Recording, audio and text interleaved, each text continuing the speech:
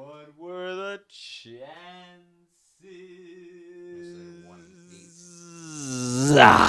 We're live. Uh-oh. Put your headset on, Burgowski. Oh, yeah, this is you all. gotta adjust the thingy. Gotta adjust it. The thingy thing. Gotta get everything adjusted. Is it adjusted? It feels adjusted. Yep, I'm feeling whatever adjusted. that weird thing is in my pants is now adjusted. Good. Good. This episode is brought to you by Insure Plus. To ensure your life will be, I don't know, Chalky. chalky in flavor, This is like the but perfect oddly nutritious. post-workout drink. Is it really? Well, I think it is. One, it's cheaper than all the other post-workout drinks, and you get like 13 grams of protein. It's not that many, but 350 calories. Actually. 350 calories. Do you want the extra calories? Fuck yeah, Well, I do. you probably Look at do. me. I don't want the extra calories. I'm trying to get back to normal weight over here. Well, after that whack-ass diet, I lost like 30 pounds, huh? Good God, how much did you weigh? Hold on. What did DeCarlo want? Huh? I can't hear anything. Who? Yeah, we're in. No, get in here. What do you want? Oh, No, come no. here. DeCarlo does not want to come inside. DeCarlo, you've already interrupted the show. Yeah, everyone knows. Oh, kiss goodnight. Good night. It's pretty late. Yes, Good night. it is quite no kiss late. for me. I see how it is. All right. Yeah, what the hell? No, he wants one on the penis. This will be a good night. Damn it. Why did I never fall for that? So, what the hell happened today that was a little... Oh, my God. It's been a fucking crazy, crazy, crazy day. Has it? Yep. Inspections, on. all terrible. I got to fix a bunch of crap. Okay. It's a bunch of... God, the guy got super pissed off. Like, this was the most angry inspector I've ever seen. I don't know. Why Maybe... does he even have a reason to be pissed off? I mean, I could understand him being disappointed. It's like, oh, your stuff isn't up to code. But, I mean, what is he, like John Taffer or some shit? It was like that. You could, Clean it up! I could see the blood pressure like raising in this guy's head. And it was like, we all have jobs that we don't particularly like. Yeah. And but I don't think I've ever gotten like angry at like doing my like, isn't like a part of the job of being an inspector is pointing out things that need to be fixed? Like, oh my God, I thought this was gonna be an easy day for me. I thought I could take a nap, but no. Look at this. Yeah, your sewage doesn't drain. I don't fucking know. Door handles was the main issue. Wait, that was what got him upset. Well, we in the office they're knobs. And apparently, due to handicap code, which I completely understand, they got to be levers. Oh, okay. That makes perfect sense. It makes perfect sense. Doesn't seem a reason to get upset about anything, but exactly. It makes sense. I don't know where the that part you came hate the from. handicaps, Steckle. Yeah, it was like, and it's like it's not even my building. Yeah. It's like I'm renting this building. My brother is handicapped. So the what landlord. What the fuck are you gonna say to him when he comes here and wants to get jerked off at one of your establishments? So the landlord's kind of like the one that really has to like set it straight. Yeah. But we do get a lot of these complaints, and a lot of the complaints. Dumb complaint, though. I mean, well, seriously. no, it's complaints about the building because obviously a lot of people think that there's like, it's a new concept. Beautiful ladies, body rubs, nothing illegal going on, but still, not at all. they wanna they think that, and we get a lot of complaints that get brought up are from people that someone will come in. They'll want all my jokes. Is that what it is? they'll want something, extra. Like, can I get some extra things? Yeah. And of course, like some body lotion or something. Of course, they're told no. Yeah. So they get all butthurt and get pissed off, and they're like, "Oh, what the fuck? Well, I'm out of here." And then they go. This is total misadvertising. Yeah. You said this was a massage. Right. Exactly. It's like, and then they go and report it to the police department. They go, well, these guys over here are doing it. It's like, sir, you're the one who asked for the extra stuff, you fucking idiot. Like, yeah. just because we tell you no, now there's like a personal vendetta Well, against clearly. us. I've done that to every massage parlor I've been to. Exactly. That's why I'm not allowed at Lifetime Fitness anymore. Lifetime has revoked your membership for the frequent asking of happy endings. No, I think it was mostly reporting them to cops. Kept going from one to another. I thought eventually I'd find one. Eventually, turns out somebody's no, they're Nope. just normal women. They're just normal people. An occasional guy, whatever. So yeah, busting Can't ass argue. to try to get, you got to try to get the cities to understand kind of the concept. And I know it's a tough pill to swallow. I'm not one saying like, oh, everybody's going to be on board right away. No, but I think they have to understand what it is. Like Hooters, everybody goes for good-looking ladies, Lady Jane's, or that new coffee place, Hot Spot. Never heard of it. There's some downriver. I can piece it together. But bikinis serving coffee. No guys go in there expecting that they're going to have sex with the staff of Hot Spot. Yeah, okay, but just in their defense, none of those staffs are going to be rubbing them down for money. So, I mean, and also, no one does expect that from a coffee attendant. Be like, this coffee's pretty good. It'd be better. Hand job. That's true. Just from I general totally get your perception, point. Movies, just what It's people would think, possibly past Pop experiences. culture, Yeah. and yes, past experiences, would- people would insinuate Yes, that. yes, they'd think it might happen. However, we're out there to change the public opinion. There you go. One, it's good for all people because it's not just us that have this problem. Every massage therapist I've ever spoken to, friends of mine, it's a constant problem for sure them they're all as gonna ask well. for hand jobs They constantly. every single one of them. Constantly. And I know. I've never not asked one for her. And there are many places that are just regular massage places that I assume most it's of them are. very common that they give them. We're one of the Okay, few then never peop- mind. We're That's one not of the what I was few going people for. that actually don't, and we're the ones that are under the biggest microscope. So it's just one of those. Well, it's your weird, rising funny popularity. things. It's the what it rising is. popularity, and it's the. I think it's just the lack of publicity. Yeah. And my whole push is to try to make these things as public as possible, so that the perception starts to go out the window. So that's why you installed the webcams. That's why I installed the webcam. And believe me, I am very disappointed with them. I pay $39 a month, and I've seen nothing. It's like, I get it. He's old. You're massaging him. Where's this going? Well, that's Why it. It's am I actually- already done? It's actually an instruction. It's like Trump University. You sign on, you pay the fee, and you learn via remote services, which is like a popular thing now. Is it really? Gracie University. I don't know if you follow any of those forums when it comes to that kind of thing. There's a big. I have fallen out of the forums. Not going to lie. Just haven't had time to. Plus, I'm not going to lie. My new place, I don't have a computer. I'm not going to lie. I've been using that phrase a lot lately. Not going to lie. Which means I'm probably lying quite a bit. But still. It reminds me of something Steve would say. Hey, come on. Fair enough now. Fair Come on, fair enough. Fair enough. He sounds like a bad Cutco salesman. All right, I'm All going right, to throw in enough. the fisherman's solution here, and I'm going to throw in these 3 knives. Not good enough? And fair enough. All right. you how know, about I'll we only add in charge these, you $899.99. So almost $1,000 for a set of steak knives. Fair enough. Can we count you on board for the rookie Okay. officers this year? I'm not going to lie. That was Those were back when we used damn to. good knives, though. They were. They were. I can't insult the quality of the knives, but I can definitely insult the cost of them. Because, I mean, they're fucking expensive. We did not. We did okay at that, but I think. I sold 100% of places I went to, which ended up being about 4 places. And our last one we got kicked out of because the No, guy that was thought your we were last raising place. money for college. Which, Oh my! we First told of all, him I we was weren't. there when you made the phone because Tim was extremely good at setting up. Like I couldn't just call someone to set up an appointment. It had to be like someone at least kind of new, or else I felt just way too weird about it. Well, I was never a good telemarketer. For people that don't know, Oh, yeah, we used to work for Cutco Cutlery Company. Well, we worked for Vector Vector Marketing, Marketing. which was like the marketing wing of Cutco. Cutlery, I'm yes. pretty sure it was all the same company. But, yeah, I'm pretty sure. But it was totally commission based. They don't really tell you this. Oh, they tell you it's not commission based. You get a base pay for every appointment you go on. Yep. Which is a lie. Yes. It is a base pay.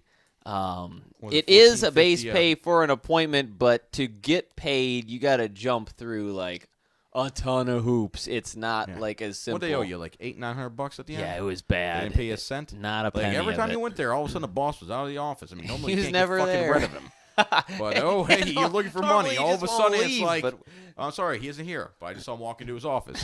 He left. He is. There's He a has tunnel in the another back. exit. It's kind of a back cave situation. It's very weird. It's a very big tunnel. Guy was huge. Well, very big tunnel. It was $14 an appointment, is what they told us. $14.50. $14.50 per appointment. So you start to think, you're like, my God. Well, if That's I good book all money. these appointments, that's $14 an hour. And at that time, And appointments well, don't have to hell, take an even hour, this so- time, that's like $14-15 an hour. It's still good money. And I it's mean, pretty good money mind you, that for was, working what? on your own. 14 years ago or whatever. Yeah, that was way back. Yeah, then. that was a while ago. The hook to the whole thing is you had to do this training thing, and was it like a week or was it 2 weeks? I don't remember. It was like a week. A week, and you're not paid for any of this. No. In fact, you have to buy a starter You have set to buy a starter set of knives. for like $300. That's right. It was not cheap, especially know. for us, and we were broke as hell because Oh, we yeah. spent all our money on I had to strippers. get Could have left that part out, but yes, that is exactly what happened. I spent all of my graduation money on strippers. Now, mind you, it wasn't like I went there 20 times. It was like 3 times. Took all of my money. Well, Chris helped. Oh, God. No, we didn't even know Chris back then. Oh, that's right. We didn't know Nguyen. Yeah, remember, I met him second semester, first year of college in chemistry. So, yeah, we got these jobs, and we thought we were going to be on Easy Street because of the pay. And we 'cause we're dumb as celebrated in the parking lot after what we didn't know is they said everyone got hired. That was the And everyone was hook. willing to buy the package, got hired. So we were hired. Yeah, because And, they we make money paid off our of money. that, and then they make money off you selling to your friends and family, and then assume you're going to quit after that, So- which is essentially what happened. Absolutely. Well, you do these things, and you know what? I'm not trying to completely bash Vector Marketing or Cutco or anything like that because there were people that made good money on it. Now, Yeah, and some we of them are weren't dirtbags. the most motivated people in town. Oh, no. So I don't want to point the total dirty stick over there. It was a little. It could work if you were really self-motivated and you're like a Or driven if person. you were like, I am what's not. her name? Who just like I remember she was the biggest. What was her name? Like Brittany or something like that. I don't want to say her name on the air because I don't want to say Okay. anybody's names out. Okay, But we'll she call was her a pretty Blondie. attractive blonde. Yeah, And she had Young. a lot of rich friends. Okay, no. She was the biggest seller in our. She killed division. it. She Yeah. was making a and shit ton so of we cash. weren't doing that well. So the boss was like, "Why don't you follow her around for a sale and see how she does it?" We're like, "Oh, okay, this could be a good learning experience." It turns out she went there as like, "Hey guys," and they're we like, go into this like Yeah. this It's her friend's $500,000 parents' house. It's her friend's parents' house. It's like, and all they did was talk about like cheerleading squad. It's like, oh yeah, did so and so's over here now? She's doing that. Oh, what are you doing? Oh, I'm over here doing this. Like, oh, okay. And she's like, by the way, do you want some knives? Like, I mean, we have Like- good knives already, but I guess we could use another set. How much? 1,500? All right, whatever. I mean, It's literally that's exactly how it went. The guy was It was like 10 he was seconds like, of selling. well, that is a little expensive, but we do need new knives. Yeah, it was literally nothing. You It know. was a harder sell for my parents to buy $400 worth. $1,400 more than anyone else would spend on knives on this good planet. God. But for that, yeah, no sweat, no problem. It's like, okay, well, now we realize we need to be good salesmen. Yep. No rich people. We need to know rich people and get a good pair of tits. Actually, her tits weren't that good. I She's usually remember her good-looking, being but attractive. She was a little flat-chested. Yeah, that part, for some reason, I don't remember. The one thing I I do remember. remember, though, is that we lost our CDs in her car. No, you lost my CDs in her car. I lost the Big Hit soundtrack. Yes. My big hit soundtrack. No, that was Oh, mine. wait. Yeah, You lost something of mine. yeah, what did... I want to say there was more... There was a case of something. Oh, first, yeah, it was a CD case. It was, a Yeah. bunch of CDs in there. I know you had a couple of mine. Oh, you know what? It was was the DVD of Steven Seagal's Glimmer Man. Why the fuck I carried that around with me? I have no idea. Yeah, we forgot to bring fact. The reason that got abandoned in her car is because she ditched us into East Lansing. Oh, that's right. They left us there without telling us. They're like, well, we thought you guys were fine. We went for a conference. Yes, we went up there for a conference because she was getting an award. She offered to drive a group of us, her and her mom, and she drove a few of us up there. We got separated for like a few minutes at a restaurant because we like went to the bathroom or something. When we came back, we couldn't find them. Turns out they left. And not only left the restaurant, left the city. So we were stranded by ourselves in East Lansing, and Paul Conley had to give us a ride home. Paul Conley. Now, see, that's a name we don't mind saying. That guy was the shit. He was awesome. He was great. And there was a lot of fun parts about it, like team night. Yeah. I liked. Oh, no, I did too. Yes. Night. It was great. I'm not going to lie. If you discount the actual selling part of it was a great job. Well, there was these things that you'd have to do called a phone jam. And you'd basically it was basically a cold calling session. Yep. And they did not provide you any leads. Nope. So I stole my mom's church bulletin that had everyone's name in it. So I went and I called literally everyone in her church. Boy, was she fucking pissed off. She went to church one Sunday, and like 10 people came up to her and were like, how did your son get our number? Is he using the church directory? He's trying to sell everybody knives. I didn't know about that. Yeah, she was not happy about that. That's kind of hilarious. All right. I think we also stole the Ward church directory too, if I remember correctly. We went around setting up appointments. Long story short, we ended up like quitting because, well, we weren't making any frickin' money because we got terrible. Bored. And we got a job at Target at that point, didn't we? Taco Bell. Taco Bell. Yeah, and well, when we left Taco Bell because we kept smelling. No. We left Taco Bell for telemarketing. We left telemarketing for Cutco. Absolutely, that's what happened. And we definitely left Cutco for Target. Yes, that's exactly what happened. Yeah, we worked at Taco Bell. We kept smelling like tacos, and they were not happy with our performances. No, they hated our performance. Yes, I thought we brought a sense of levity to the workplace. Well, we did. Yeah, we were ahead of our time. Yes, and some people really enjoyed that. They appreciated what we brought. Yeah, because we did our actual and we did do our actual job. I mean, it's not like we're working the cash register and we just let people there waiting or anything. But when we had free time, we were Johnny there was nothing on the to do. spot. We were doing other stuff which we thought was humorous, mostly to us. But we thought just the fact that it was something different and fun was bringing a little bit of, excitement to the workplace. Yep. But there were a few, let's say, older employees there. Naysayers. Yes. A few of our bosses that were not so fond of our antics. And they didn't really have any specific problems with our job performance. Just they didn't like the extra stuff we were doing. Apparently, if we weren't doing our job at that moment, if we had free time, they just wanted us standing still and being quiet or something. Yeah, it was a strange cast of characters over there.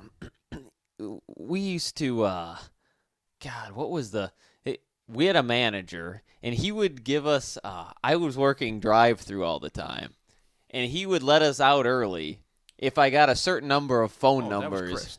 Yeah. If I had a certain number of phone numbers from everyone through drive-through. You also did it at the front desk, too. Yep. Yeah. We did for both. So if we had to hit on someone, and it didn't matter if they were with their significant other or not. Or their parents. Or their parents or whoever. Or their children. But God bless it, we wanted to go home early with pay, so. Yeah. And then one other time, I got us out early. Yep. Why? We didn't get enough phone numbers. Only one way out. Licking cheese off the Taco Bell floor. Oddly enough, did not even faze me. Like, for me, it wasn't even a thought. I'm like, that's it? All right. Sold. Haven't been right since. Well, there was one guy that fucking hated your guts. He was like Joe. a manager. And, his name was Joe. Dude, I don't know what happened. Where like things went awry with you guys. Okay, we'd never even really spoken or anything. I didn't think anything of it. This guy would get into work, like, immediately. Imagine him walking through the door, looking back and forth and going, "Hey, Mike, go home. We got too many people." Yeah, for no reason. Yeah. This wasn't like even when we didn't have too many people. Yeah, and it was every single day we worked together. I was this close to quitting when eventually his shift got he got shifted to mornings, I think, or something. Yeah, and then it wasn't a problem anymore. Oh, no. At that point, Chris took over, and things were awesome. Occasionally, we still had that older woman, and she was pretty terrible. She's the one we handed our notice to eventually and refused to accept our 2-week notice. And it's like, just leave now. Like, yeah, it was bad. Well, I don't know if you remember this or not. She had a son that worked there. Wait, she didn't want the retard son? Well, the kind of he's not actual retarded. He's not actually retarded. Yeah. We're not making fun of anyone that's retarded. He's just dumb. It wasn't her son. It was her nephew. He was like a white trash guy, and he was really gangster. And what the funniest... It was her nephew, not her son. Or yeah, something like that. The funniest thing that would happen is this guy would get so frustrated and pissed off at us. He would say things, but they would get all pre-jumbled in his head before he said them. Sentences were words out of order. It was weird. Yeah, so he would be like Yoda Mike, without the consistency. I told you to get your ass up here some time ago. And it was constant. But yeah, time some ago was... Oh, yeah, and also he would rape our ass over hot coals. It's like... No, that was that woman. Oh, wait, Remember, is that the woman that said that? Woman, there was a woman there who he worked with. Oh, okay. Who's some idiots who married a guy that was in prison. Mm. And she met him through like some work release program thing, and I guess he was in the joint. Clearly a class act. Go on. And then she started getting scared of him. And then I remember she took us in the back room and she goes, if he ever gets out, he's going to rape me over hot coals. Oh, shit. Yeah, that's how okay. I remember the saying. We're like, rape you over hot coals. I think, first of all, ma'am, I think what you want to say is raked over hot coals. But this guy is actually going to rape you over hot coals. It seems more painful for him than anyone, but all right. I mean, yeah. I wonder if she ever did get raped over those hot coals. I don't know who would. I mean, she was not a pleasant woman to look at. That was some ago that all happened.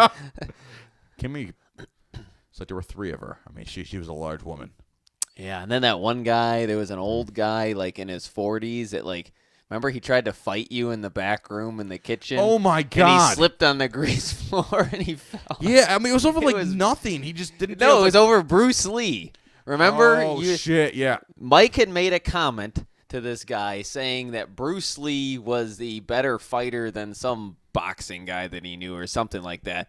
And Mike had said something about, or he said something about kicking someone in the balls in a street fight.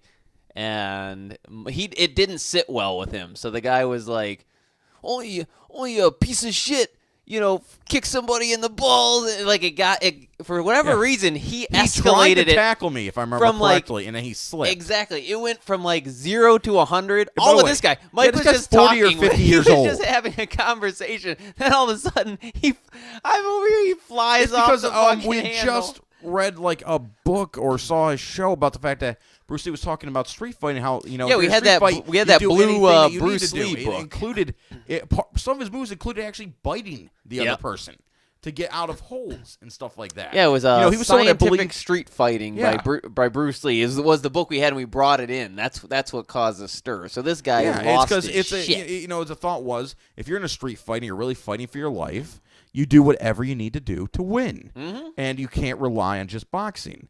It's kind of like my dad once told me he got in a fight with this guy that was clearly kind of a boxer once at my grade school because he was trying to exit through the entrance of the elementary school because I went to school late. He had to drop me off, and this guy blocked him in and started yelling at him.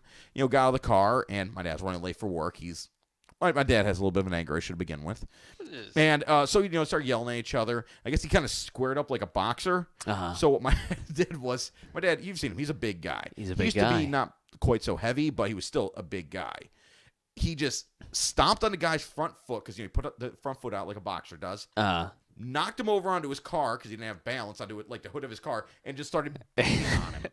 And then we got him to the ground and started kicking him. And then what he did? Got in his car and fucking left. That's a smart thing to do. Yeah. No need to stick around for that aftermath.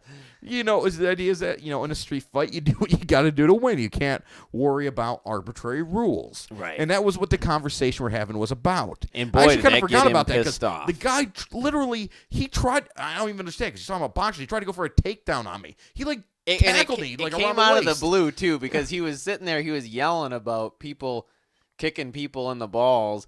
And then all of a sudden, before I know it, he's going for a takedown on you in the middle of the kitchen, a crowded kitchen at Taco Bell. I mean, it was like we were alone. This was after hours. I mean, this is like 5 p.m. at a pretty popular Taco Bell. And I remember, it's because the one thing I remember, because it seemed it reminded me of the times I get into little fights with Chris. He'd get really upset. His face would get super red. It was clear he was like really serious. And that's what I mean. The guy was like, unlike Chris, who's darker skinned, obviously, he was like super white. So I mean, he got like just beat red as he was going for something. I'm like, wow. I think he might be serious here, right? Because I mean, he was trying to like do stuff. I was like, okay, it's because I remember because he's kind of like trying to wrestle me, and I'm like, all right, man, I give up. Like, it's like first of all, I'm not gonna fight him. He's like 40 or 50. I mean, I'm 17 at this time. Yeah, we were young. Yeah, I mean, I'm not even saying that I would have won or anything, but if I did, that would be really bad for him. And secondly, I had no interest in it. It didn't even get that far because the dude slipped and fell and landed on his ass, and then he kept complaining and he broke his tailbone. I think he left.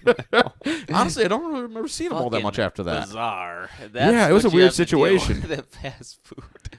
Yeah, good times though. Good times. So yeah, we quit that shit. No, you know what my funnest times there though was?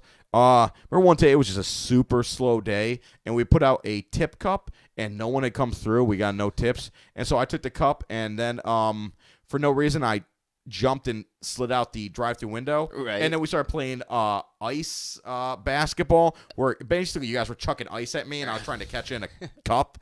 Which, I mean, in reality, was probably really bad for me because you guys were, I'm not going to lie, whipping ice at me.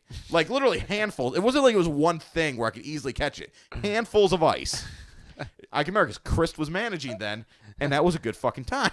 I think Malia was there, too. Yeah, I don't think she was a manager yet at that point. No, she was not. When she became a manager, she became kind of a bitch, to be honest. Yeah. She was really cool when she was just another work. Yeah, well, of course, it was a low responsibility because, she was 17, and this was clearly her new career. Yep. Managing that Taco Bell. Then shortly thereafter, they gutted that place and remodeled and it's like 10 times better now. It is so much better. Yeah, I think they actually get free food now. I think we had to pay like $3 or something. We had half off. We had half off most of our food. I can remember that it's because when that Joe guy was working, and occasions where he'd actually let me work, which was rare, they'd make us stand in line and wait. Like, we'd have to wait in line and buy it. Before, like, if someone else was working, we could just kind of order it from the back, so we didn't have to stand in lines with the rest of the customers. But I remember the first time Chris worked, and I went to the front to get it. I just remember going, "What the fuck are you doing?" I'm ordering food. He goes, "Man, just go back there and fucking make it." Absolutely. Yeah, I'm like, he's like, "Why the hell are you ordering food? No one's gonna make your food for you." I'm like, well, don't I gotta? He goes, "No, just go and make the food, man. We got the food. Just make it." He knew what was happening. He knew what the hell was going on over there. And from Promote that man. I don't think I president. ever paid for food there again. But I rarely paid for food to begin with because I didn't really like it. But once I had to make it myself, I had to make things that I like. Yeah, that enjoyed. you enjoyed. Yeah. Oh, do you remember one time? It was, I think, St. Patrick's Day or something. It was one of those little holidays, and no one was coming through. Like, it was dead. Yeah, some days it would be really dead. I think it actually might have been Easter or St. Pat. It was one of those two days. Either way, they were outside smoking, so they left you and me in charge because no one was coming through. And someone came through the drive-thru and started ordering things. And me and you had no idea how to make them. We didn't work the line. The whole time we were there, we didn't know what the fuck went on what. Line, not once. You worked in the back room. And you worked a cash register. And I worked a register. And I couldn't make one of these damn things to save my life. No, I remember I remember very specifically they asked for a Mexican pizza, so we knew generally what it looked like. So we just literally threw everything on it, shoved it in a steamer, put it in a box. It was like squishing out of the box because there's so much stuff. And we stood there and go, "Oh God, please don't notice till you get home." It was the Supreme. Yeah. And also, we didn't know the difference between a normal taco and a taco Supreme. Like, I think one's got sour cream. Anything else? Probably. Give them the works. Yes. Give them the fucking works. We had no idea what we were doing. It was great. Good times. Yeah. Fast food. I'm not going to lie. That was probably, enjoyment-wise, my favorite job. Yeah, it's up there with me. It's definitely up there. Then after that, we went telemarketing. To telemarketing. Which I did not particularly enjoy. that was just a brutal job. Like you Yeah. had, it You was just excelled call, at it, though. but I hated it Oh, I'm sure. I because don't know it how was anyone just couldn't hate phone it. call after phone call after phone call. Yeah, I mean, if you were good at it, it was still super tedious. But for me, it was super tedious, and I got this weird thing about bothering people that I really don't like to. Tim is very, very good at that. I don't mind bothering people. It is true. And so, I mean, he was like the top seller. Like, we were on like the cold call shit leads. We were and we were there so far tiers. down, we had to Yeah. actually dial our own phone. We didn't even have the automatic dial. Yes, they brought us an old school phone, and they gave us cards. Like, there was me, you, and one other guy that had to do this. That was it. like 3x5 cards. Yep, that had, like, and they just had us to stack typed them. They go, people's address go or through 'em. phone numbers on them. And I remember whenever I got to a one that had been cut off, I'd throw it off to the side, and I would call that one every few calls just so I could kill some time. Because I freaking hated that job. I hated calling people. And Yeah, we had to do it for we Yeah. did all these donations for what they at least our company Michigan claimed JCs to was the be first one. the Michigan JCs. which, by the way, as explained to us, nothing we're doing is all that completely illegal. Yeah, our first day or our first interview, that's the first thing the guy says. We don't do a whole lot of illegal stuff here. We're like, and he kept telling us to watch Boiler Room, Yes, which we had already seen. So we got part the of our idea. training. And also, come on, Ben Affleck was in it. Thought it'd be the shit. He was on it for like 5 minutes. We thought we were gonna wear suits every day. We thought it was gonna be just like Boiler Room. No. It was a bunch of high school nothing kids like Boiler Room. just cold calling people. And even though we had to shit leads, Tim more often, I'd say at least half the time, was the top salesman of the day. Yeah, it was. Me, I had more 0 days than probably everyone else. It was more likely for me to hit a 0 day than to sell $1. Everyone's basically like high school age. And these guys are like telling us, they're like, oh yeah, why? Tell them anything. Tell these guys whatever you want. So we got moved to the automatic dialers. Oh my God. You remember what my first call was? Someone A tried guy to sue cited you. the laws and said that he was going to sue me specifically. He took down my name and said if he got another call from our company, he would very specifically sue me. And he started citing very specific laws and then reading them to me. This was my very first call on the automatic dialer. I'm like, I'll connect you with my boss. He goes, I don't need to talk to your boss. I'm talking to you. All right. Well, that was when we were collecting for the Michigan Association of Police. Yep. And it was the most bizarre thing in the world because our script said that we were raising money for bulletproof vests for rookie police officers. Yep. I don't know if any of that stuff was actually even slightly true. Well, we were rating stuff for that association. We're giving what, like 2-3% of that money to them or God, something. I don't know. It must have It was been some bad. absurdly low amount. I remember they told us once that, it's because they told us what to say if we're asked that. It had something to do with the fact that it's decided by like regulatory law and it changes day by day. So it's we can't really say exactly what it is. With the very minimum amount. The minimum amount. The guys. legally required minimum, which was like, I can remember they told us once what it was. I can't even remember. I think it was like 3% or something. Yeah, it was a something low brutally amount. bad. But it was so funny because everyone would put on these goofy ass fake cop voices and they'd be like, hey, how you doing, Mr. Smith? My name's so-and-so. I'm calling from the Michigan Association of Remember the Police. guy that talked like a cowboy. It was Adam something. Yeah, he talked like a fucking old Hey, cowboy how you doing sheriff. today? And he'd be like, you go ahead and help the rookie officers this year with a bulletproof vest for each one of them. It was the most fucking strange thing in the world. It was a full office of like teenage high school kids all sounding like fake cops over the phone. And then Yeah. you'd send them out. The people would be like, well, we send you out a sticker and you can put it on the back of your car. Can't guarantee it'll get you out any speeding tickets, but it won't hurt.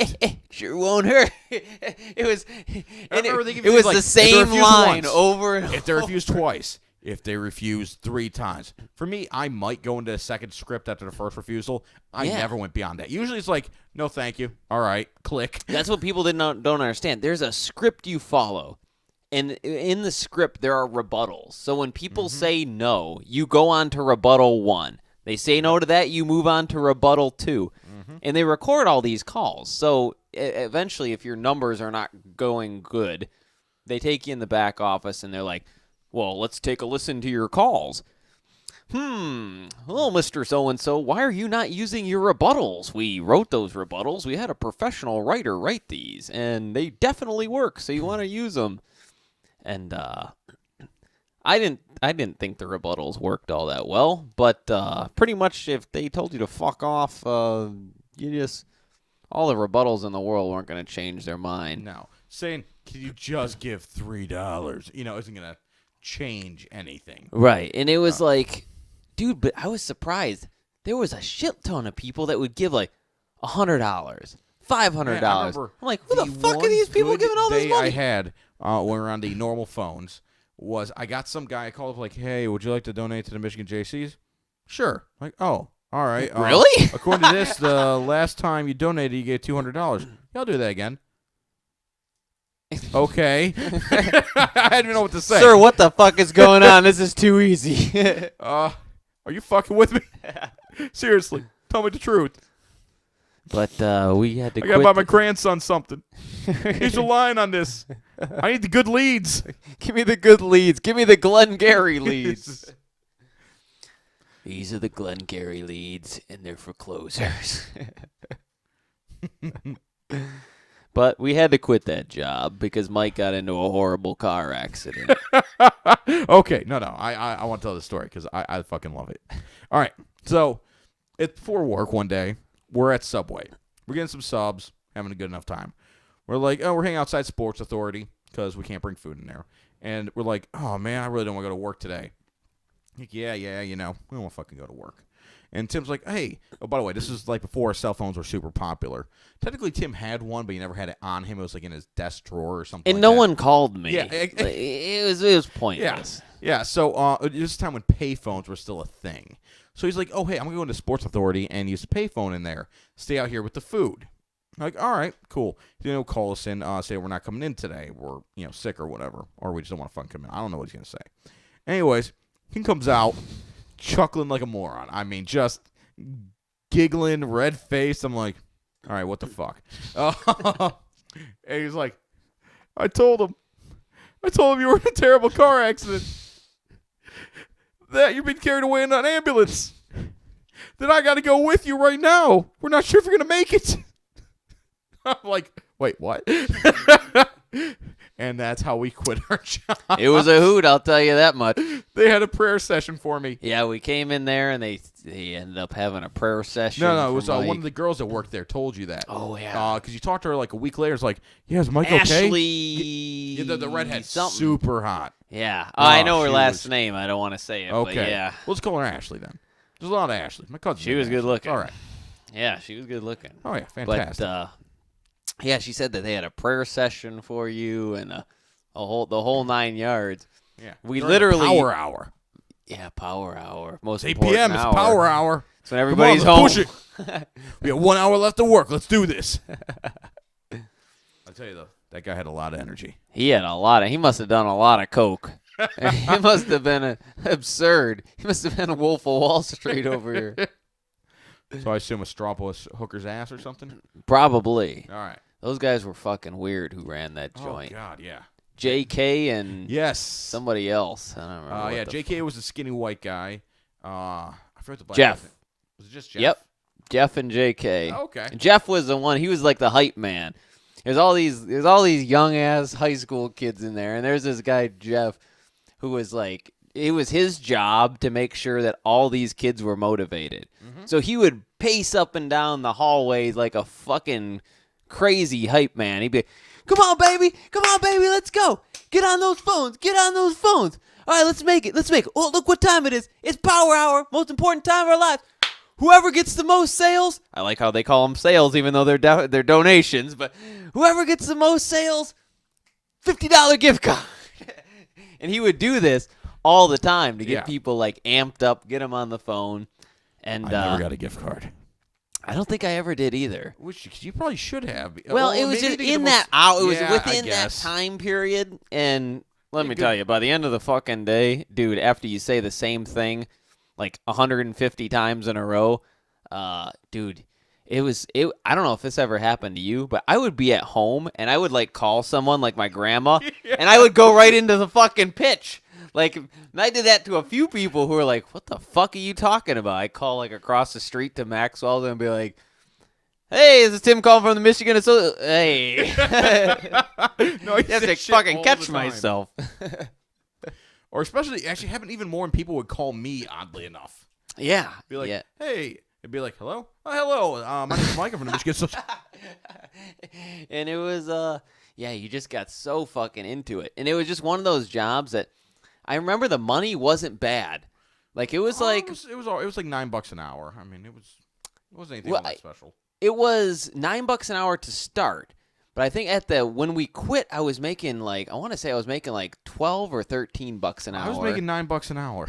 But for our young, people in high school, man, that shit wasn't fucking bad at all. Oh, no, like, no, where no. the It fuck was were the- you? I remember Minimum wage was like 7 something. No, it was maybe even lower. It was lower.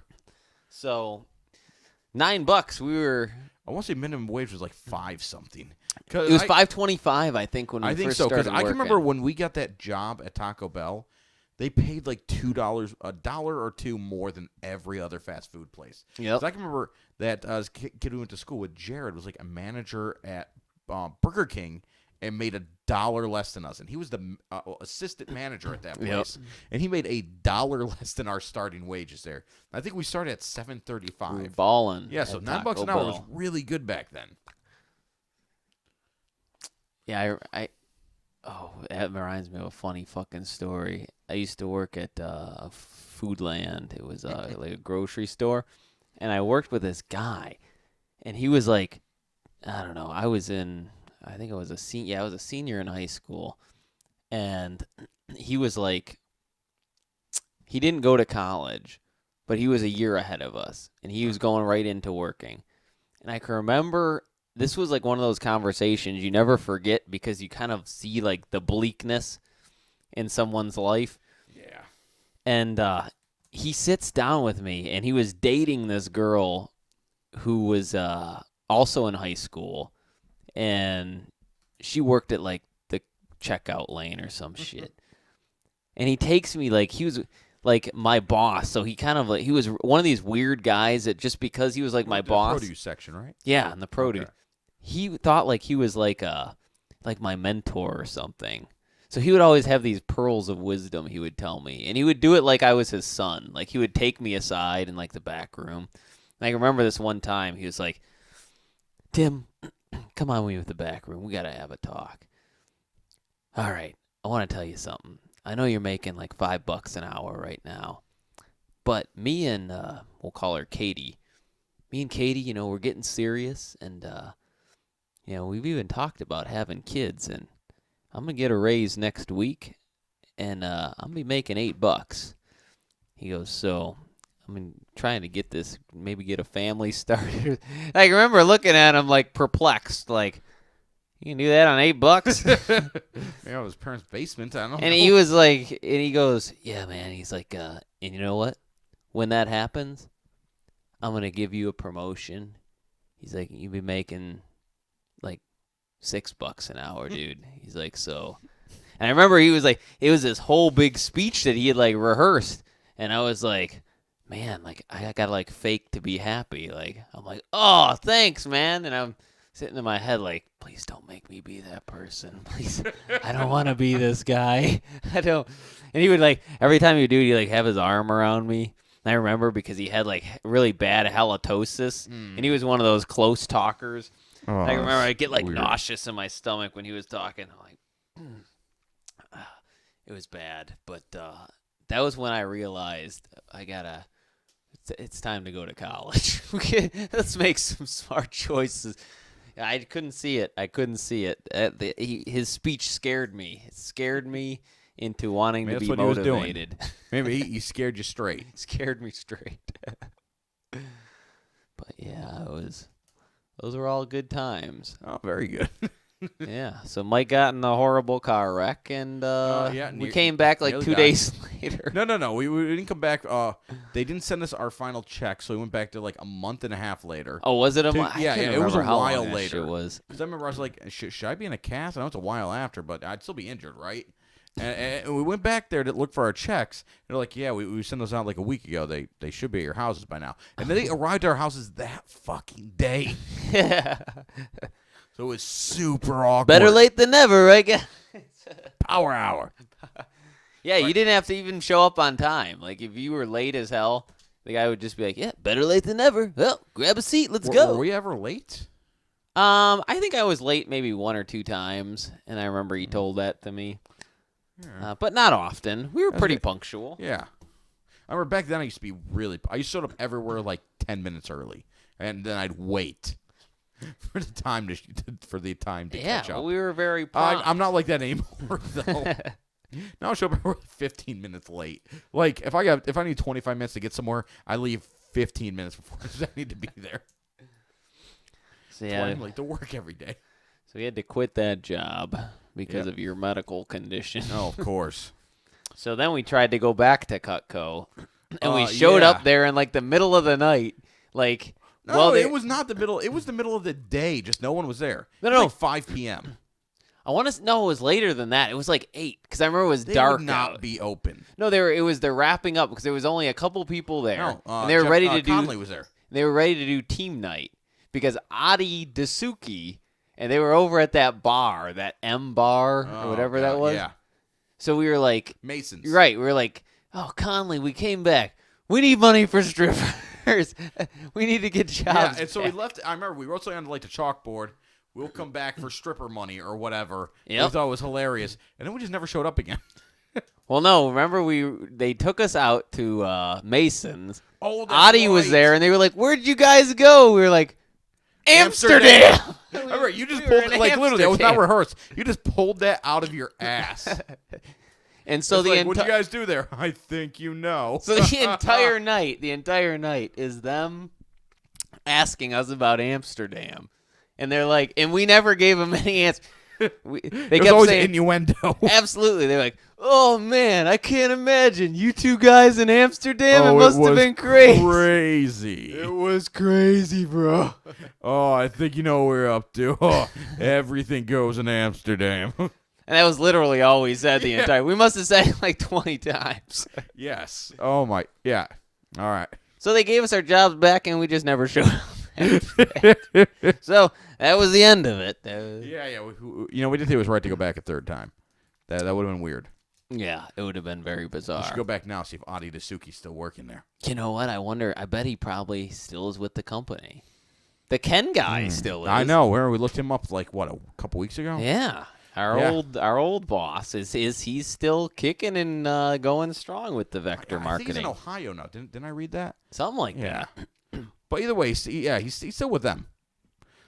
Which is crazy to me. I didn't know those things would still fly with all the online, Fuck, you think people would just buy their fucking knives online now? I want to say my mom said she saw or Nitin or someone said they saw Cutco stands in like Costco or some shit. Yep. You know what? The last time I was there, I saw them. Yeah, you can actually. It used to be only direct sales. It's the only way you could get them. Now you can get them other ways. So I don't know what it is those guys actually do, or if people still do direct sales with those maybe things. It's like just a little extra thing. Because, you call people out there to sharpen your knives, to try to sell it.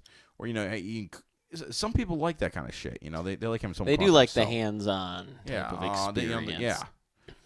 Yeah, it is what it is. It's weird. Well, anyways, that whole fucking crazy tangent was about Gracie University. Yes. It's a great place. I suggest going and get an amazing degree. So Gracie University is, I actually like it. I think it's a cool concept. I'm not a member of it, but I like the idea.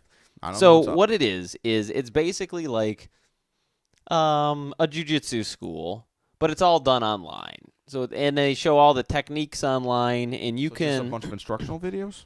It is, but it's more involved than that. It is like interactive in the sense that you can, you're supposed to. In order to move up rankings in it, you have to video demonstrate on people certain techniques. And then you have to submit those videos. They critique them. They tell you what you're doing right, what you're doing wrong. You kind of get the idea. Yeah. But you're judged and graded based on that. So you only get your belts if you are and it only goes up from what I know. I think you can only get up to like blue belt level at Gracie University. I think. Okay. They probably have other levels that you can do, but I don't think they like officially count. But I'm pretty sure that Gracie blue belt is like an actual blue belt, An actual Gracie administered blue belt. So this has caused a shitstorm among people because there's a lot of people like, oh, fuck that shit, that ain't the same, that's bullshit. It's not the same, but still. It certainly isn't, but it is certainly better than no instruction. It's better than just buying a book at a store and being like, hey, I think I can do an armbar now. Well, there's been stories of people who have done this and have gone into competition and wiped the floor with people. But a lot of that is based on physical fitness. I was going to say athleticism. Strength, athleticism. Probably it would be the main thing. Because, I mean, you get two guys of equivalent skill. One of them's clearly the bigger, stronger guy. The bigger, stronger guy's going to win 9 times out of 10, easy. And at no point in anywhere in these instructional videos do the Gracies claim, they're the two brothers, I can't remember what the hell their names are, but they're the ones that are the Gracie University ones. Hayner Gracie was one of them. Okay. And they're both very charismatic. They actually make great videos. That's good. And they do a lot of free ones on YouTube. And it's nice that it's advancing with the technology. I mean, this may not be the best option we're going to have via, sort of, an online school for a physical activity, but at least it's a step in the right direction. Yeah. I think something to be more streaming related, so they give you kind of a live, critiques. Well, I think all that stuff happens, too. Okay. Well, then that's actually not bad. Live critique of your skill is still a good thing. And they even say on there, they're like, this is obviously not a replacement for actual personal training. Not everyone has that option, though. I mean, exactly, and that was their jiu-jitsu point. Schools, I mean, they open early, they close early. If you got like a 9-to-5 job, I remember you just told me when you go to jiu-jitsu school, it closes at 4 or 5 p.m., some shit like that. Yeah, some of them close, they had weird times, they would close at, a lot of them will have an early morning class. East West was a place that I went for most of the time, and they had an early morning class. You know me, I can't fucking wake up early to save my life. Then they have a midday class of your 11 o'clocks class, and then after that they've got evening, they've got I think they got a 6 o'clock, 7 o'clock, 8 o'clock. No, they've adjusted, but back in the day, people's schedules weren't as fucking crazy. Maybe hard to work that in, especially, you got, family commitments or other commitments beyond just. And some people just don't live by a fucking school. Yeah, if you live out in BFE, good luck, man. What are you going to drive an hour to go train somewhere? Yeah, whereas, this, you buy some, some mats, some wrestling mats, or even just some, general kind of those puzzle mats, Yeah. You throw that down in the basement. I mean, you can practice the moves. If you got a friend that's willing to, help you out, you can really kind of do some stuff. That's the key. You got to have a partner, and you got to have a partner who's going to be as dedicated as showing up and doing it as you are. One would hope so. But even if they're not, I mean, just having anyone. Yep. It's good. It's just easier to, it's tough when you don't have someone to drill technique with who also knows that technique. You know what I mean? Because then it's you're trying to explain to them what you're going to do and what you got to do, and it ends up being, very weird. But if you have someone who's training along with you, makes it 10 times easier. I think consistency was one of our big problems back before, any of the jiu-jitsu schools or anything when you used to train in your basement. Yep. Well, first of all, it's because we didn't really have a good training space. And secondly, it was I don't know, I guess you can get a ride over to your house after school. It wasn't a good setup. And we had, our training consisted of, we had these we've spent $300 or something. There used to be a company called TRS Direct, and they had guys like Paul Vunick, Ray Ellingson, Chris Clugston. Was my favorite. And vernacular muscle, which was just what we called a tricep. He would teach us the straight blasts, and then they would. When he did it, though, it looked so devastating. It looked fucking amazing. It may not have been the most useful technique, but I'm telling you, it looked fucking. If he did that on me, it would have fucked my ass up. I mean, good God. I remember he had a guy, he was wearing a motorcycle helmet. He'd be just straight on punching it. I mean, you couldn't really fake that. I mean, his head was getting knocked around. Yeah, they had, and for the time, they were pretty good production value. Oh, yeah. They were clearly like, well, they looked like the early 90s, late 80s Yep. kind of instructional tapes that you'd see kind of mocked today online. Oh, yeah. But that was... No one take back that then, shit seriously today. Yes, a lot of odd purple lighting in the background. It was kind of weird. It was like they had a formula for how to make an instructional tape for literally anything. Yeah, and they just dude, there ran were with shit it. tons of them because we bought this. Mike and I bought this package. Oh my god! It was like $300, and they sent case. us a fucking case of probably 100 fucking video cassettes. Yes. It was a ton All of of which them. I left with you. I'm like, I don't know where to put this shit. I left them all in his place in this giant tub. Yeah, and it was, dude, it had everybody. It had Oleg Tektarov. Oh yes. It had like, man, it had like all the people that were, up and coming kind of people. It was like a Tito Ortiz one. Mm-hmm. Dude, it had. I remember his exercises and stuff. Yep, it had the how to curl. Two fucking bicep curls. Yeah, it was fucking useless. Yeah, a lot of these. No, there was some good stuff. He taught us double legs. There was some good stuff, but there was certainly a lot of filler too. Like, oh yeah, they were like, when how you do have I to make fill a an hour and 5 half tape? Yeah, and you gotta series make it, DVDs on just how to wrestle, given my limited wrestling ability.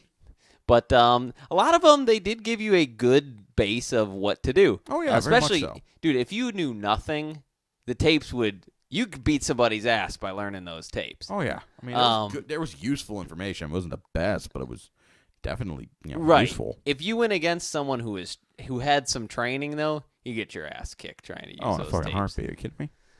But they did give you like a good. You know what I liked about them, and what I like about the Gracie University, is they can offer like a review.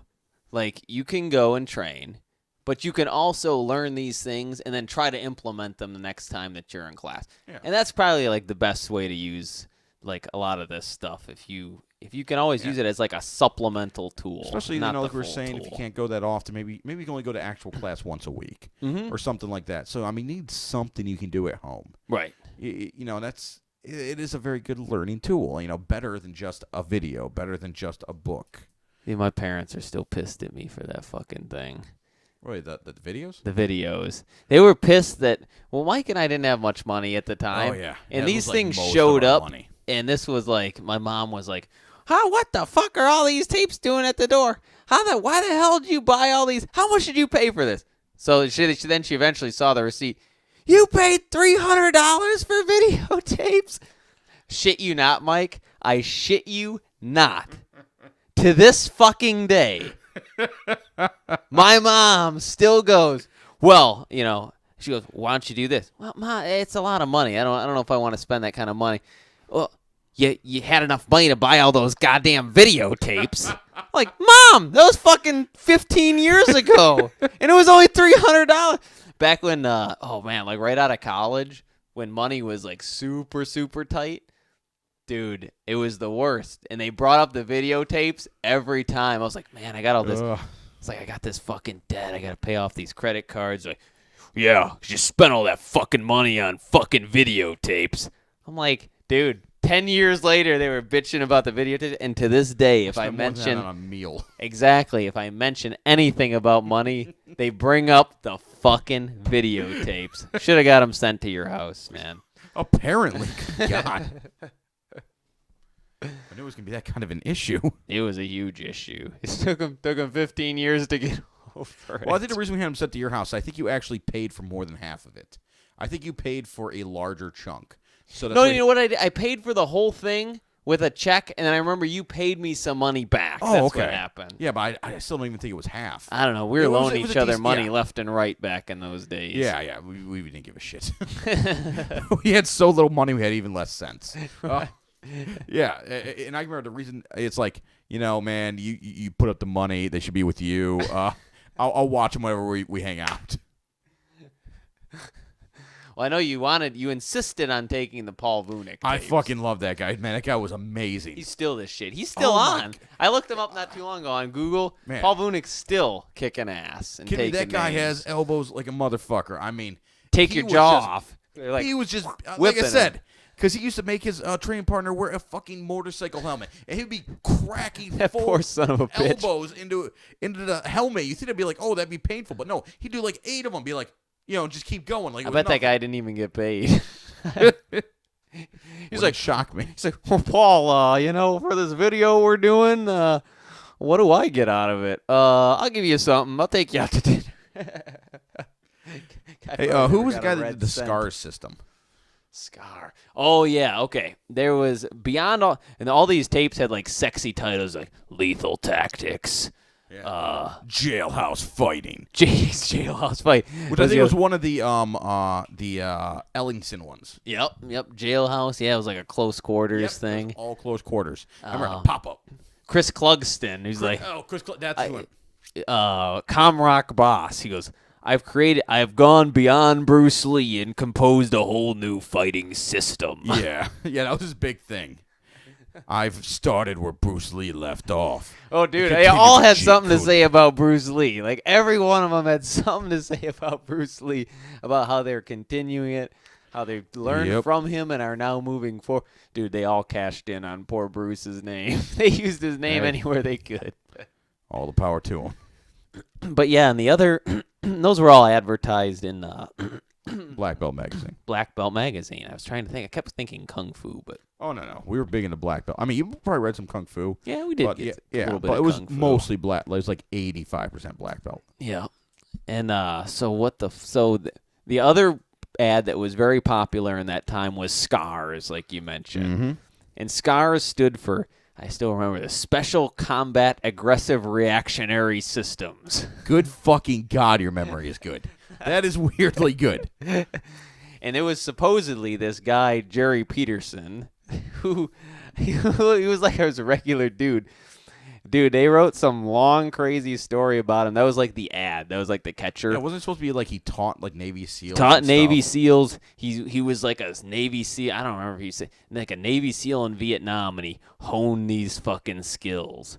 And the whole purpose, they sold it on the premise it was like so top secret. The courses cost like a fucking shit ton of money. It was like $500 or something for like the cheapest one. And so, of course, I fucking ordered it the second I got $500. Couldn't hold on to that money. I had to know the secrets.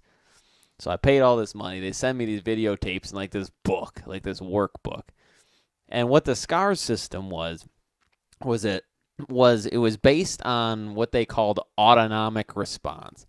So if I'm going to punch you in the stomach, your body's going to arc a certain way or position itself a certain way to where I already know if I punch you in the stomach, since you're going to be a certain way, I can follow it up with the next strike that I'm going to do because I know what position your body will be in. And then once I hit you with that strike, you'll take into another form. Your body will, wince towards that pain, and you'll know how to hit them with the next strike. So, and Jerry Peterson claimed that if you got good at this, you would know exactly how your attacker or the person you're trying to kill would react, so you could, as his words were in the ad, play him like a piano into a dance of destruction.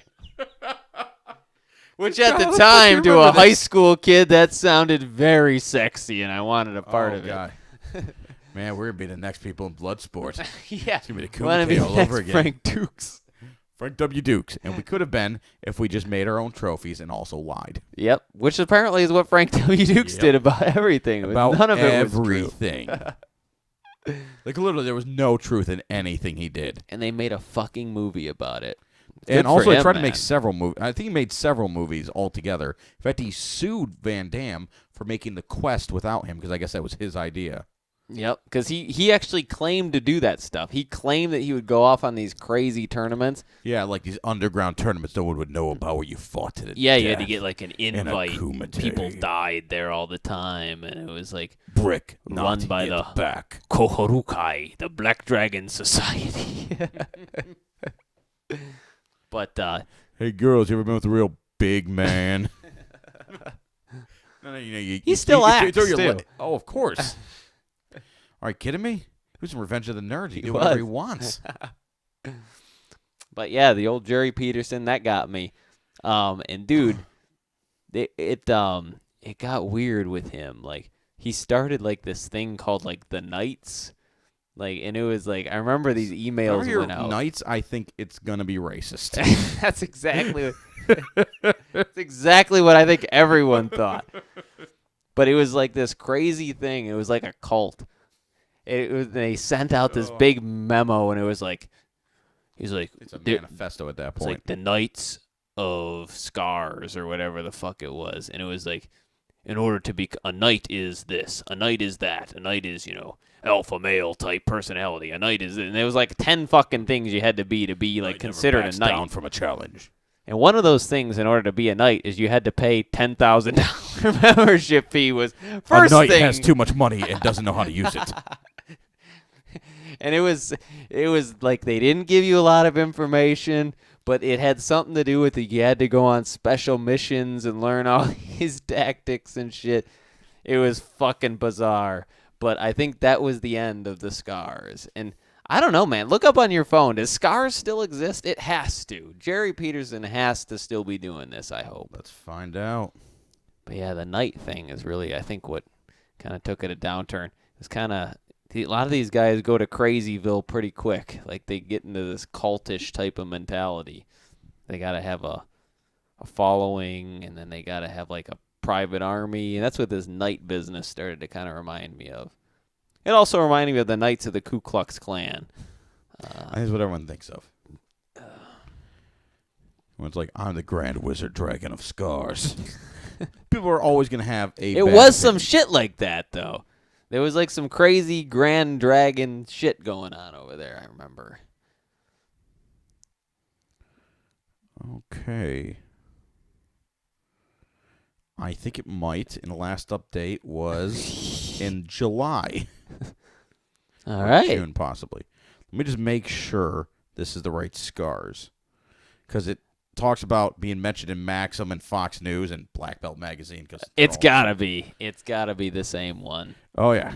We utilize proprietary knowledge of threat recognition and elimination to develop and implement customized security tactics, processes, and training programs for government and private clients worldwide. Oh, boy. Our scientific knowledge and tactics are licensed in part of the U.S. military special forces and are actively utilized by today's war fighters.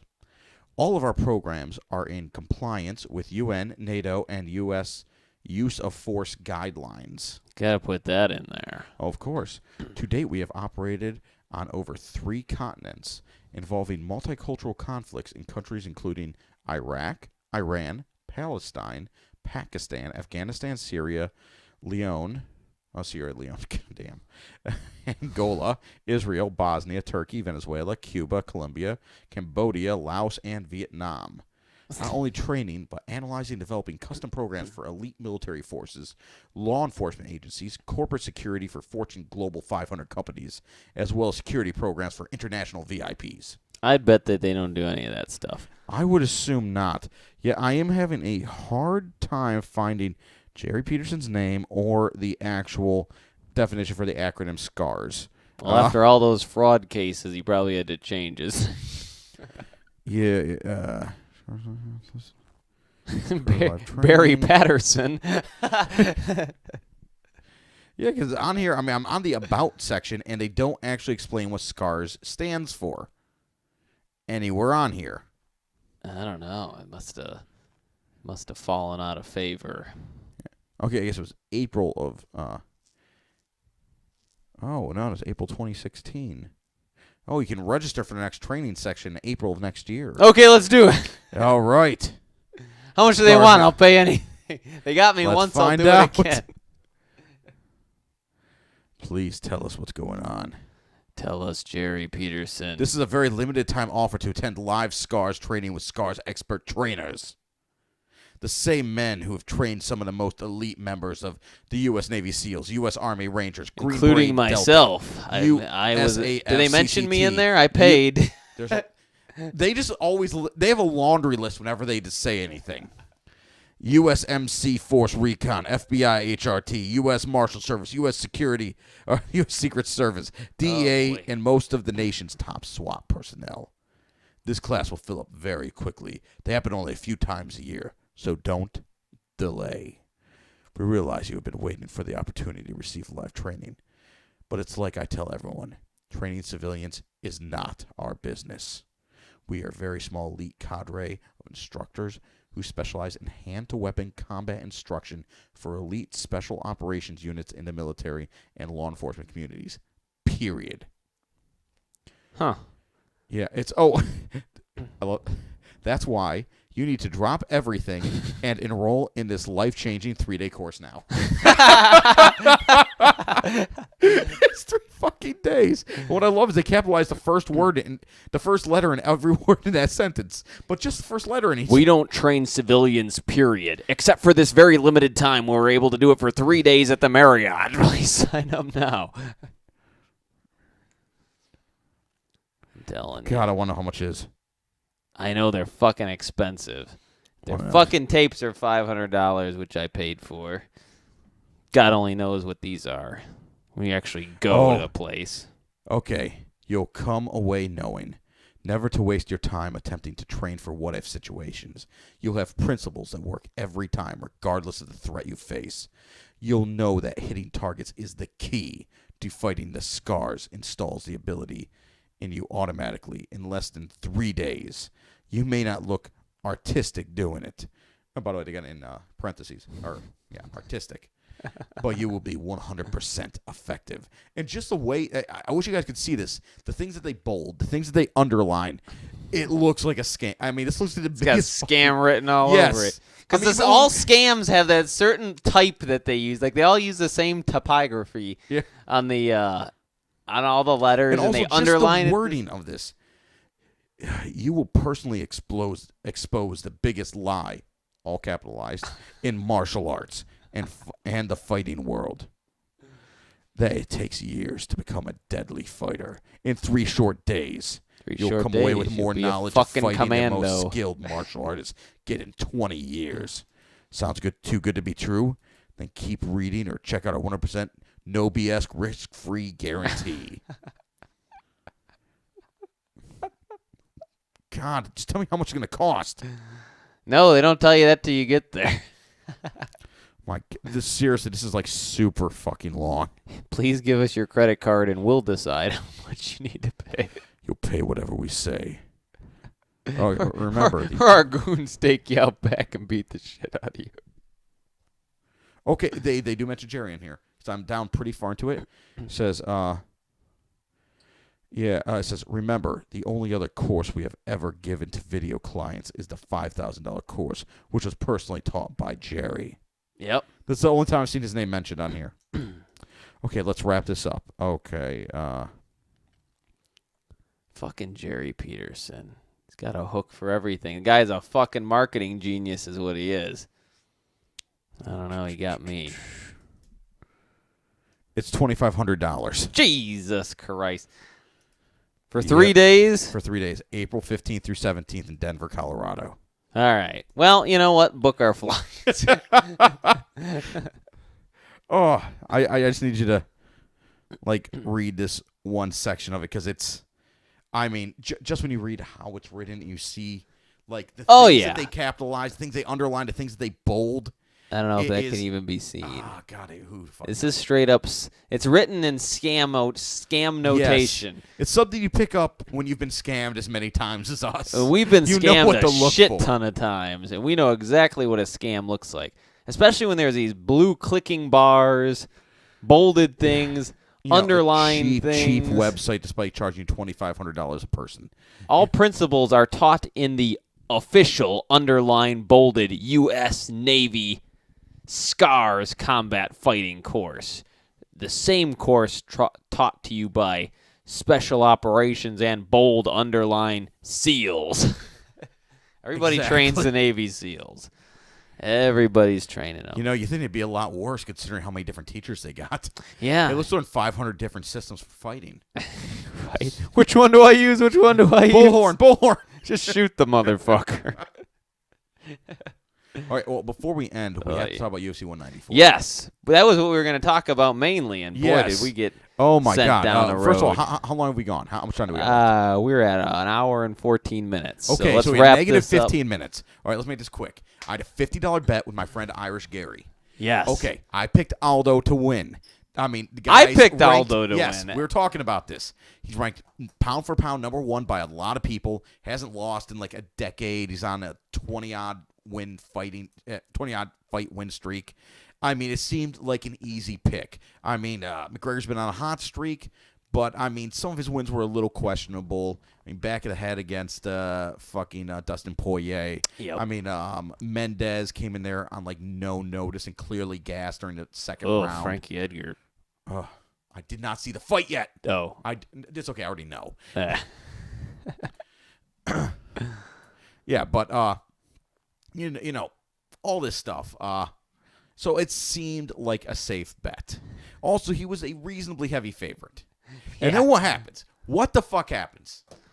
Literally a step back, a shuck, and a jive, and a left hook, and boom. The first Lights fucking out. punch of the fight. One goddamn punch to destroy this man's winning streak. Considered to be, I mean, Amanda Anderson Silva said, in Anderson Silva's heyday, if Jose Aldo was 185 pounds, I'd quit fighting. He's that good. I mean, this guy pounded everyone striking. He got knocked out in one fucking punch. And it was he didn't even get to land any punches. No, well, he like half landed the one. I mean, he got countered. He's kind of landed, but not that cleanly. But, I mean, he just, knocked out fucking It was the most pathetic knockout. Oh, like well, it was a solid punch, though. I mean, it was a I know. It was a, but it made him look. Yeah. It made him look like he might as well have never fought ever. Like it made him look like. Well, I think terrible. I think McGregor got in his head. I think he rushed in there. I think he tensed up and rushed in there, and just got cracked. You know what a lot of people think, though. What is a setup? A lot of people think that Jose had been juicing all this time. Now he's off the juice. They say a lot of people were saying his body looked different. A lot of people were saying that. Okay, how would that affect anything that happened? I mean, the technique was there. I mean, it was fast. His punch was fast. It was faster than McGregor's. Yeah. I mean, McGregor's was a little bit more accurate. You know, all the steroids in the world wasn't going to make him not get knocked out by that punch. Yeah, I don't know. I mean, don't get me wrong. Who knows? Maybe that did have, maybe he was used to juice and he wasn't juicing now and he was weaker. But he didn't get a chance for that to become an issue.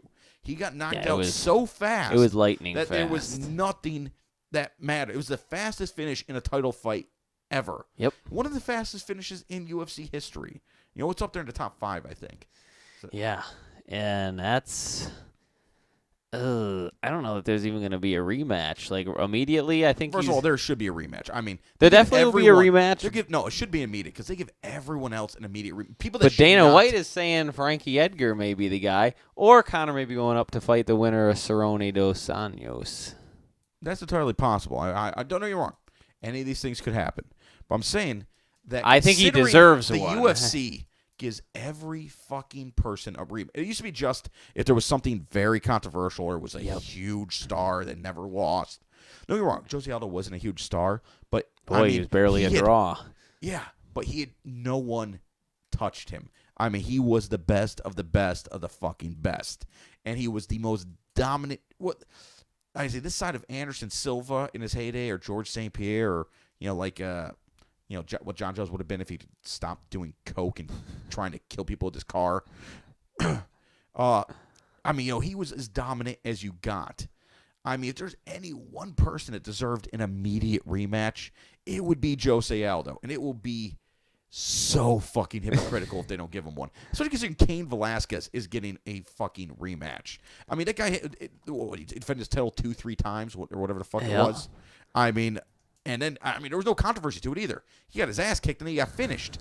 I mean, it was very straightforward. I mean, you know what? We watched it at Buffalo Wild Wings, and dude, there was a 2-second pause where there was no noise. As soon as that connected, people were like, "Oh!" and then people erupted, dumbfounded. He just you stood there sitting at the screen like, yes. You were like, as Gary slowly reached over and grabbed my money. Yep. He took all them fucking coins you guys had in there. Well, he made you put a bunch of Susan B. Anthony's. No, I made him do that. I was being a dick. So I'm like, okay, if I get paid, because I was making all these leprechaun jokes. Said I want all in gold coins. He's like, all right. He went out there and got the fucking gold coins. And then he got to take them. Well, I guess he gets them for his daughter anyways, put her in like her piggy bank because she's very young. So he was cool with it because he's giving them all to his daughter. But I'm like, God damn it! Oh, I thought it was such an easy win for me. God, people don't realize I have very bad luck when it comes to picking fights. No, I only get bad You luck. pick them intelligently, though. Yeah, and I don't do bad picking the fights. I do bad when I bet on the fights that I've picked. Right. You put all the stock in the ones that don't work out. Yeah. And the other ones I guess correctly and no one gives a shit. Well, see, if you were a betting person and you bet the same amount on each one and didn't go hog wild on just one fight, like, oh, I'm certain about this one, I'm going to put, you'd be ahead. Yeah, I'm not going to lie. If I had a lot of money, I would have put heavy on Aldo, and I would have lost it all. I'm not going to lie. I thought it was going to be such a great fight because there was such hype behind McGregor that the betting lines wouldn't be very strong in Aldo's favor, which would just make him the sweetest of bets. Yeah. One fucking punch. Yeah. Ruined my night. Be interesting Such to a good see what fucking happens if and when they have a rematch, and I for sure think they should, and I believe they will. I mean, I don't know come on. when. But one punch, he got caught. I mean, the only thing that happens with the only way. Also, by the way, in case you're wondering, I put $100 down Aldo for the rematch. I'm a dumb person. I don't give a shit. Well, the thing of it is I hope it happens. But what I see, what could prevent that is if, let's say, Conor fights somebody else and they put Jose against someone and Jose loses again. Oh, there would be no rematch. Not anytime soon. But honestly, I don't think it's very likely. I mean, this is a guy. I don't think it's likely at either. Everyone but else at the top of the division, he's wrecked all of them. It's true. But no one's really been close. I when mean, even someone gets Mendes. viciously knocked out, sometimes their mentality changes and they're just not the same person anymore. No, actually, the more thing I'm more afraid of is the fact that Aldo's so injury prone. I'm telling you, if he's going up for it and he gets injured, he's going to get Henan Barroud in a fucking heartbeat. Henan Barroud had to win like 2 more fights after they get a rematch after he fucking lost it on that weigh-in. So that's that. Yep. That's our time for the evening. Yes, that's over our time for the evening. But yes. So get the fuck out of here and go to bed. Good night and good luck. Good night. Good luck. I am Batman. Oh, by the way, everyone should go see Star Wars. It's gonna be fucking awesome. Yeah, it's gonna be. So do it. Yeah, you heard him. You heard him. All right.